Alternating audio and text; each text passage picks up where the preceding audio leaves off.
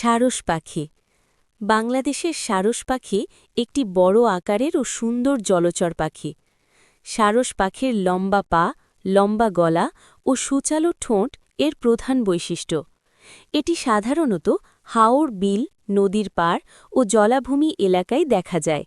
এরা মাছ, ব্যাঙ, পোকামাকড় ও ছোট জলজ প্রাণী খেয়ে থাকে।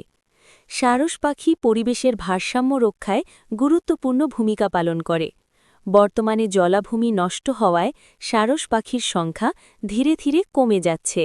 তিতির পাখি বাংলাদেশের তিতির পাখি একটি মাঝারি আকারের স্থলচর পাখি। তিতির পাখির দেহ রঙিন ও আকর্ষণীয়, পা শক্ত এবং ডানা ছোট হওয়ায় এরা দ্রুত দৌড়তে পারে। এটি সাধারণত ঝোপঝাড়, খোলা মাঠ, বনাঞ্চল ও গ্রামাঞ্চলের আশেপাশে দেখা যায়। এরা বীজ, শস্য, ঘাস ও পোকামাকড় খেয়ে থাকে। বাংলাদেশের জীববৈচিত্র্যে তিতির পাখি একটি গুরুত্বপূর্ণ ও পরিচিত পাখি। বড় হাড়গিলা বা মদনটাক বড় হাড়গিলা বাংলাদেশের একটি অত্যন্ত বিরল ও বিপন্ন জলচর পাখি। লম্বা গলা, বড় ঠোঁট ও খোলা থলির মতো গলার অংশ এর বৈশিষ্ট্য। এটি সাধারণত হাওর, বিল, জলাভূমি ও নদীর তীরবর্তী এলাকায় দেখা যায়। এরা মৃত প্রাণী, মাছ ও জলজ জীব খেয়ে পরিবেশ পরিষ্কার রাখতে সাহায্য করে।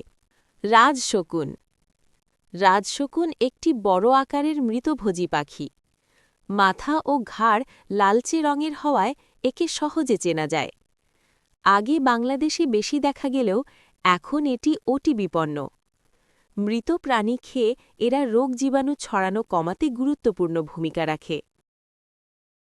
সবুজ ময়ূর অত্যন্ত সুন্দর ও বড় আকারের পাখি। উজ্জ্বল সবুজ পালক ও লম্বা লেজ এর প্রধান আকর্ষণ।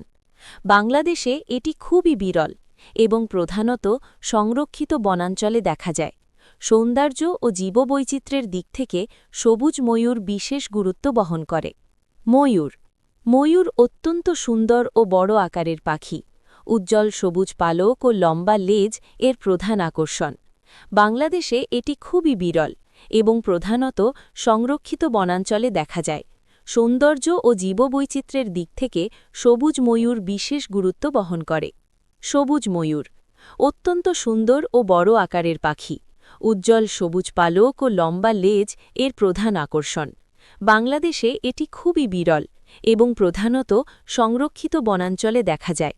সৌন্দর্য ও জীববৈচিত্র্যের দিক থেকে সবুজ ময়ূর বিশেষ গুরুত্ব বহন করে।